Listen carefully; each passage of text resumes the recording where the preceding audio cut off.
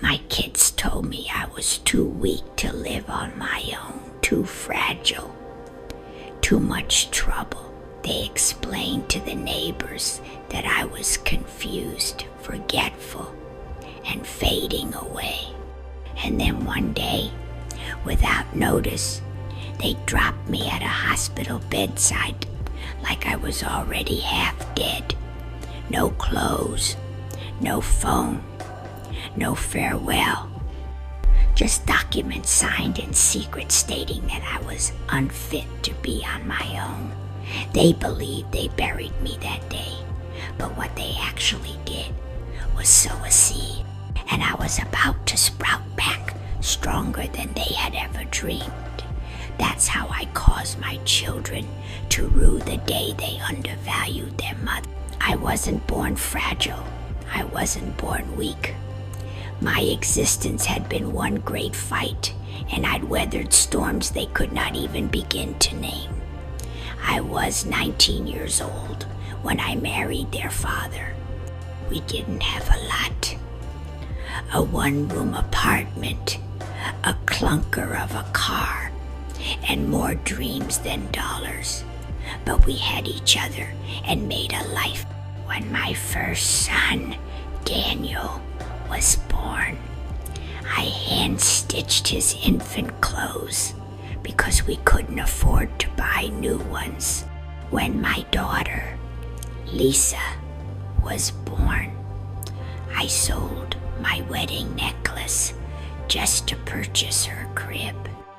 I worked the late nights at the diner, wiping floors with cracked hands and aching knees, while my husband loaded boxes in the factory.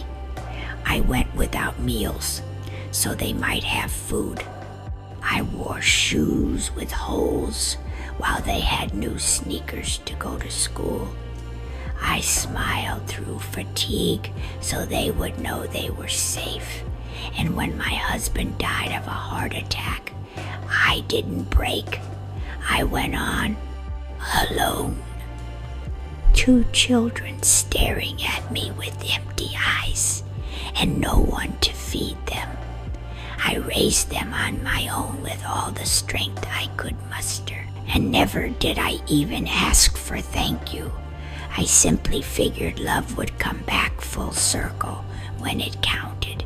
I was mistaken. The Tuesday morning it occurred, I passed out in the kitchen, perhaps low blood sugar, perhaps simply standing too long on an empty stomach. By nightfall, Daniel and Lisa were on my doorstep. They looked concerned, or at least pretended to. "Mom, we just want what's best for you," said Daniel. Lisa nodded as if she'd practiced it. They wanted to know about my will, my accounts, my insurance. They delivered soup and whispered about how difficult it must be to keep up a house at your age. I believed it was concern.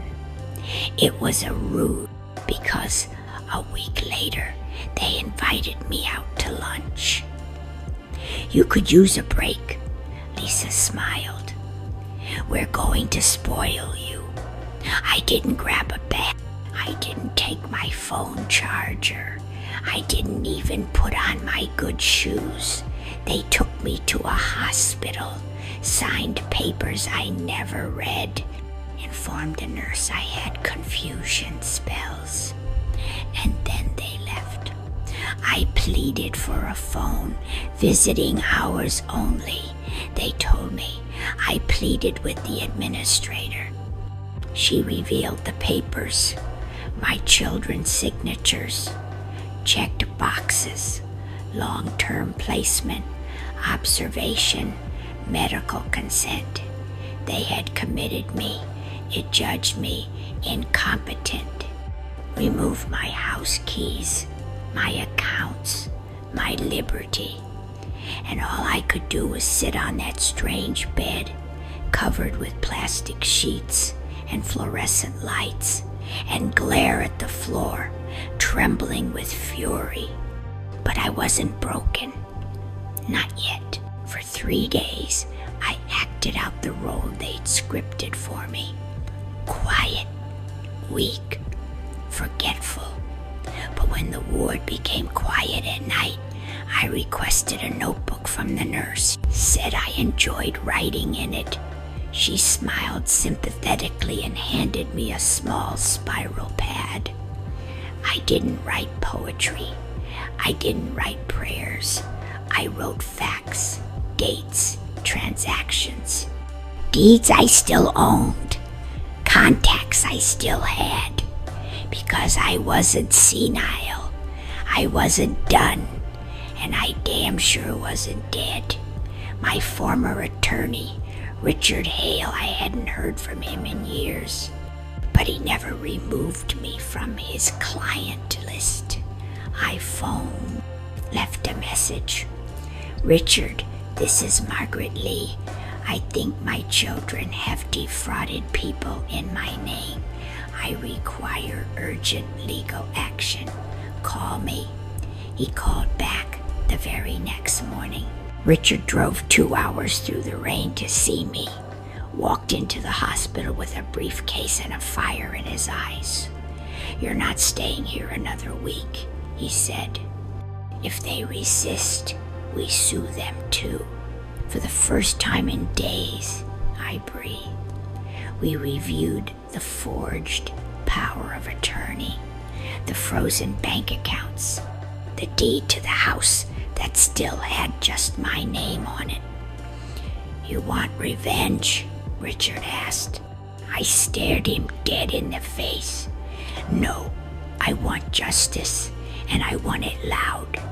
In a matter of days, he had filed motions for emergencies, had the documents that were forged revoked, had me tested by the hospital's own physician, who confirmed I had no dementia, no confusion, no incompetence. My children had lied, and now the law was on my side. I didn't return to that house.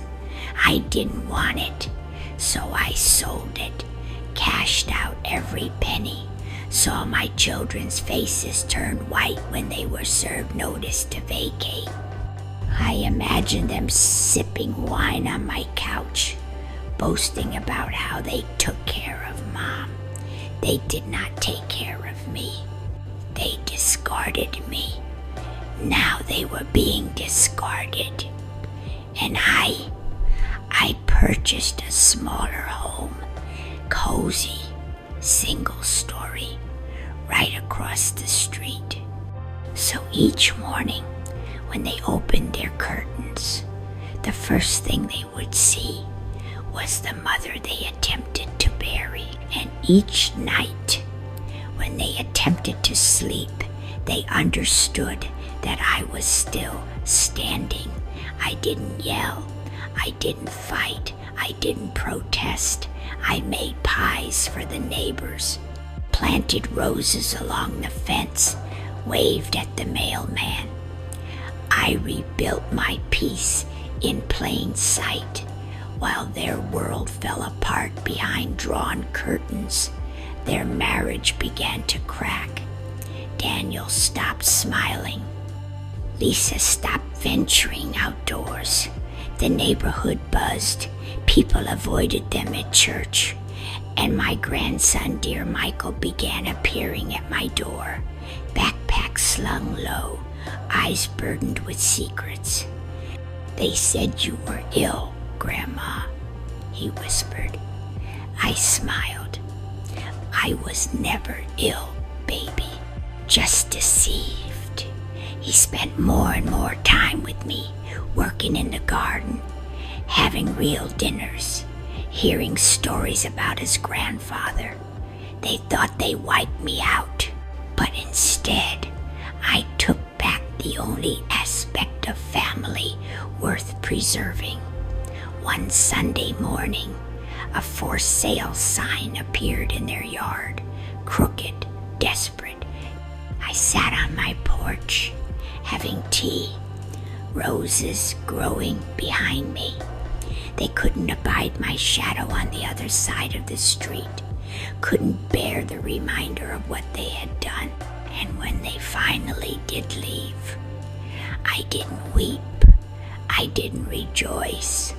I simply shut my notebook, jotted down one final sentence, and smiled. They left me to die in a hospital bed, but I gave them a reason to fear my survival. Closure does not exist when someone says sorry. Closure is when you can sit in silence, knowing you do not care what they have to say. When your peace will ring louder than their shame. When survival itself is the best revenge. And that is how this story ends.